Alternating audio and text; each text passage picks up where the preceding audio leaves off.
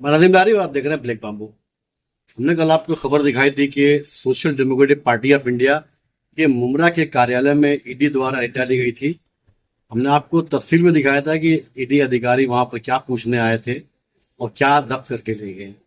आज इसी सिलसिले में social democratic party of India की कलवा मुमरा विधानसभा यूनिट ने एक प्रेस कॉन्फ्रेंस द्वारा इस बात को बताया कि ईडी ने क्या रेड किया, क्यों रेड किया, किस लिए रेड किया और वहां पे उसको क्या मिला। पूरी डिटेल आई है। एसडीपीआई के कार्यकर्ताओं ने हमको प्रेस कॉन्फ्रेंस द्वारा, इस प्रेस कॉन्फ्रेंस में महाराष्ट्र के प्रेसिडेंट भी थे और महाराष्ट्र के जनरल सेक्रेटरी भी थे एसडीपीआई के, और क्या कहा उन्होंने हमसे इस प्रेस कॉन्फ्रेंस में, पेश है आपके सामने वीडियो। इसी तरह आप हमारा चैनल लाइक और सब्सक्राइब करें, वीडियो को लाइक और शेयर करें।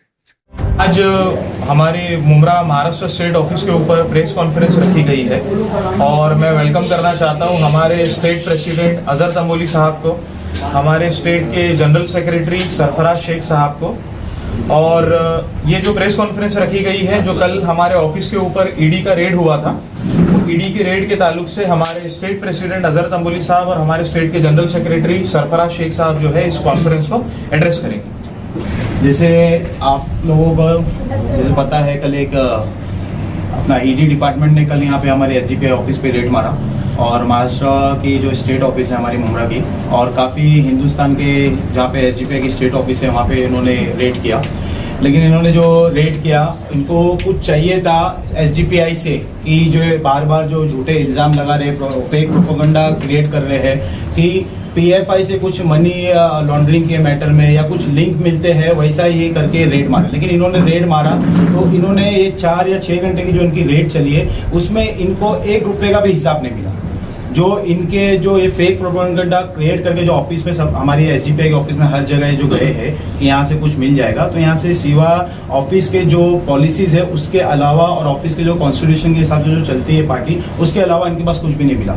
हमारी ऑफिस में इन्होंने रेड मारा, एक लैपटॉप मिला था, वो लैपटॉप के अंदर हमारे जो पार्टीज के प्रोटेस्ट वीडियोस थे, हमारे जो एमएलए अभी हमने लड़ा था उसकी जो वोटिंग लिस्ट थी वो सब थे, और उसके अलावा उनको कुछ भी नहीं मिला। यहाँ पे हमारा पंचनामा हुआ, शाहरुख भाई का हमारे इन्होंने पंचनामा वगैरह किया, हमारा किया, और उसके बाद लोग चले गए। ये बोल के चले गए कि अगर हमको ज़रूरत पड़ेगी तो हम आपको वहाँ दिल्ली बुलाएंगे, तो आपको आना पड़ेगा। लेकिन हमने पूछा बिमला साहब, अब जो नियत से यहाँ पे आए थे वो क्या हुआ? तो बोले जो नियत से तो हम लोग आए थे, हम लोग जो सोच के आए थे या जो हमको भेजा गया था उसके लिए तो यहाँ पे एकदम क्लीन है, कुछ भी नहीं है। पूरा ऑफिस का एक कोना छप्पा हम लोग ने चेक किए, ऊपर टेरिस पे जाके चेक किए, सब कुछ किए, तो वो सब समझ गए कि ये खाली एक फेक प्रोपेगेंडा है। उसमें एक ऑफिसर्स बहुत अच्छे थे, समझदार, तो उन्होंने बोला कि ये खाली एक हैरेसमेंट की तौर पे कर रहा है, लेकिन कुछ हुआ नहीं, वो चले गए। और आगे की चीज़ अभी जो है हमारे अजहर भाई कंटिन्यू कर रहे हैं। कल जिस तरीके से ईडी ने पूरे मुल्क भर में 12 जगह पे छापेमारी की, और ये बीजेपी या मोदी सरकार का ये पहली मर्तबा इस तरह के छापे का वारदात नहीं है। हमेशा हमने देखा है 2014 से लेके अब तक जो है केंद्र सरकार ईडी, सीबीआई, इनकम टैक्स या डिपार्टमेंट्स को अपना एक पॉलिटिकल विंग बना के रखा है, और जहां जहां पे सरकार के खिलाफ आवाज उठती है या फिर प्रादेशिक पक्ष है, उनको खत्म करने के लिए ये सेंट्रल एजेंसीज को इस्तेमाल किए रहे। आप सोचिए कि ये 3000 अब तक रेड मार चुके ईडी, जिसमें सिर्फ कन्विक्शन जो ना 23 लोगों को हुआ है, मतलब 0.5% लोगों को कन्विक्शन हुआ है। मतलब ये साफ दिखाई देता है किस तरीके से गवर्नमेंट जो है ईडी को इस्तेमाल करके अपोजिशन को खत्म करना चाहती है। अभी हाल ही के दिनों में आपने देखा होगा कि social democratic party of India का वक्फ बिल को लेके पूरे मुल्क में जो है बड़े तौर पे प्रोटेस्ट हुआ है।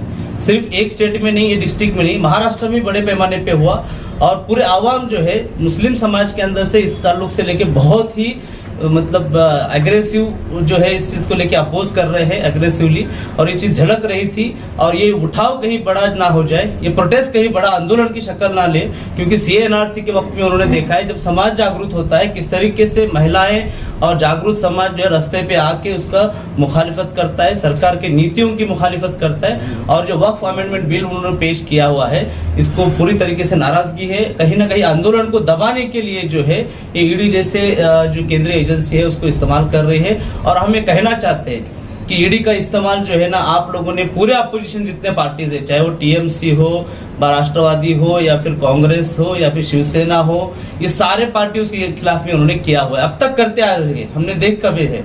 तो आप भी देख सकते हैं कि आंदोलन के मुकाबले में इमीडिएटली 2022 का केस, उसमें जनवरी में हमारे राष्ट्रीय अध्यक्ष ईडी के ऑफिस में जाके स्टेटमेंट देते हैं, उसके बावजूद जो है अभी दिल्ली जा रहे थे, दिल्ली एयरपोर्ट में ईडी के ऑफिस जा रहे थे, एयरपोर्ट से उठाया गया है।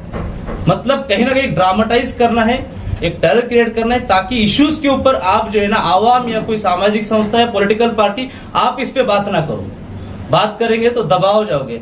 लेकिन हम उनको वाजे करना चाहते हैं कि एसडीपीआई का जो यस है ना वो सोशल रिफ्लेक्ट करता है, ना कि सावरकर रिफ्लेक्ट करता है।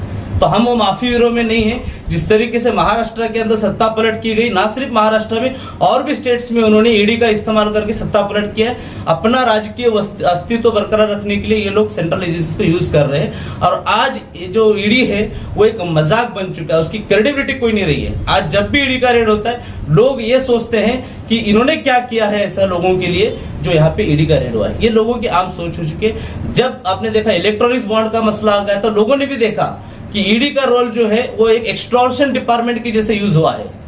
जिन जिन बड़े बड़े कंपनीज को जो है ईडी ने फंड नहीं मिलता था बीजेपी को, उन कंपनीज को ईडी का नोटिस देके उनसे हजारों करोड़ के तौर पे जो है फंड लिया गया है इलेक्ट्रॉनिक बॉन्ड के माध्यम से। वहीं महाराष्ट्र में भी देखते हैं जरांगे पाटिल, उनका आंदोलन होता है, जो मैदान देता है उनको वो कंपनीज को या संस्था को नोटिस देते हैं, वो इमीडिएटली बीजेपी में शामिल होते हैं। तो ये ईडी जो है एक बीजेपी पार्टी का हिस्सा बोल के काम कर रहा है और हम इसकी कड़ी निंदा करते हैं, क्योंकि लोकशाही में इस तरीके के मिसयूज जो है सेंट्रल एजेंसीज का ये कभी भी बर्दाश्त नहीं कर सकते।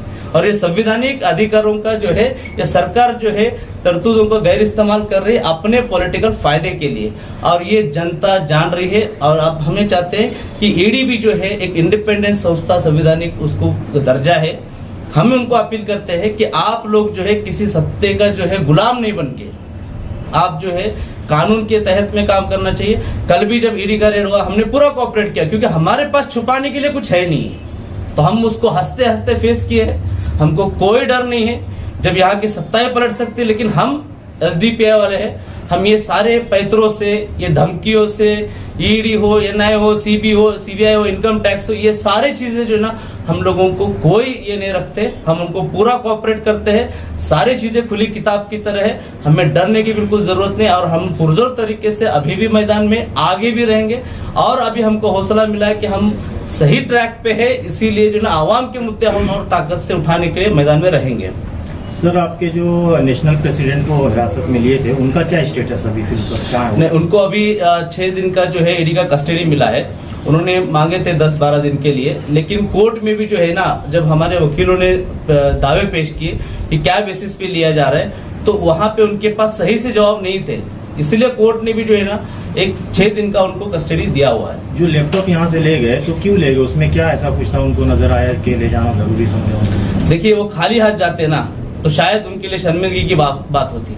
आपको मैं बताता चलूं, ये नोटबुक क्या होगा इसमें, जो मिनट्स ऑफ मीटिंग लिख रखते हैं, कुछ भी लेके जाना, कुछ भी लेके जाएंगे आप। यहाँ पे रखे हुए हमारे कुछ पेपर होते हैं, एफआईआर की कॉपी या कुछ होंगे शायद इसके, तो वो तक लेके गए हैं। दिखाने के लिए कुछ तो चाहिए ना, काम किए बोल के, तभी तो संदिग्धता बरकरार रहेगी, मिस्टीरियस बना रहेगा और प्रोपोगंडा चला सके।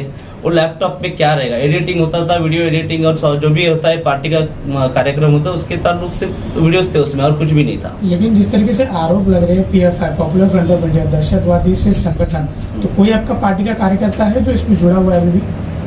नहीं, देखिए, जो आरोप लगा रहे ना, आरोप लगाना उनका काम है, और आरोप में बेसलेस एलिगेशन है। क्योंकि इसके पहले भी जो है आपने देखा होगा यशवंत सिंधे, उन्होंने आरोप लगाया था कि भाजपा को इलेक्शन जिताने के लिए जो है ना आरएसएस ने पूरे मुल्क में जो है ना बम ब्लास्ट करने के लिए बोला था।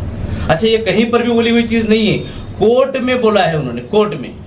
आरोप की बात करते हैं, आपको एविडेंस बताते हैं हम लोग। इंद्रेश कुमार भाजपा आरएसएस का ये है, आईएसआई से इंद्रेश कुमार को फंडिंग होती थी। ये लास्ट टाइम पे इन्वेस्टिगेशन में अजमेर ब्लास्ट के अंदर वो सामने आया था, वो तो आरोप नहीं था। यहाँ पर जो है सिर्फ आरोप है। क्या आरोप है जब कोई ऑर्गेनाइजेशन आप बैन करते हैं उसके बाद अगर आप उससे कुछ रिलेशन रखते हैं तो दैट इज डिफरेंट थिंग। अगर हजारों एनजीओ जो है आज एसडीपीआई के बहुत सारे प्लेटफॉर्म पे हम लोग जाते हैं एनजीओ के, हमको सोचना पड़ेगा कौन से एनजीओ बैन होने वाले किसके पास हम ना जाए, है ना। और ये पॉलिटिकल पार्टी है, इस पार्टी में कई सारे एनजीओ के लोग आ सकते जा सकते, हम लोग उनको बैन नहीं कर सकते कि हाँ ये आप आएंगे हम पूरा बैकग्राउंड वेरिफिकेशन करेंगे आप कौन सा ऑर्गेनाइजेशन के, तो हम लोग ब्लॉक नहीं कर सकते उसको। कल अगर आरएसएस का कोई बंदा मन परिवर्तन करके माफी मांग के अपने आप को संविधान पे चलने की आस्था रखते हुए अगर हमारी पार्टी ज्वाइन करते तो हम ले लेंगे उनको, इसमें कोई ये नहीं है।